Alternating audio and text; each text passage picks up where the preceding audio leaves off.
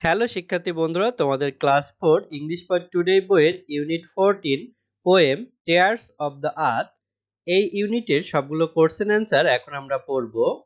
দেখো 1.2 পেজ নম্বর 64 অর্থাৎ 64 পৃষ্ঠায় কোশ্চেন ছিল, what did you see around your school campus? তুমি তোমার বিদ্যালয়ের চারপাশে কি দেখো? Answer, I saw many large trees, green grass, colorful flowers, and some small birds in the garden. আমি অনেক বড় গাছ, সবুজ ঘাস, রঙিন ফুল এবং বাগানে কিছু ছোট পাখি দেখলাম।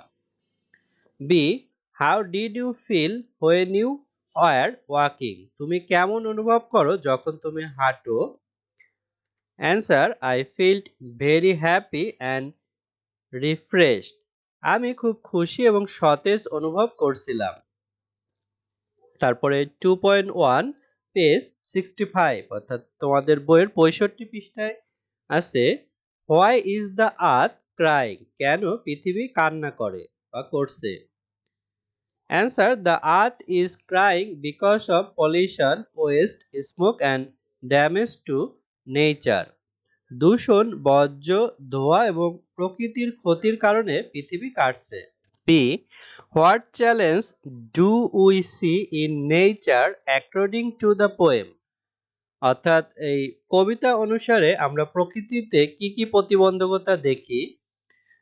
Answer, according to the poem, rivers are no longer clear, the sky is dim, the soil is sore, trees don't dance, bird disappear, flowers fade, and the ocean has waste instant of rain.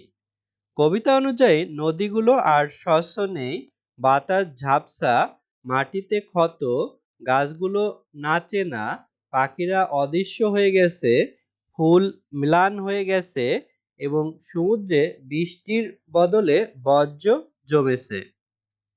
C, what can we do to save the earth? অর্থাৎ পৃথিবীকে রক্ষা করতে আমরা কি করতে পারি? Answer, we can stop throwing waste, plant tree, save water, use less plastic and love the earth. আমরা ময়লা ফেলা বন্ধ করতে পারি, গাছ লাগাতে পারি, পানি সাশ্রয় করতে পারি, প্লাস্টিক ব্যবহার কমাতে পারি এবং পৃথিবীকে ভালোবাসতে পারি।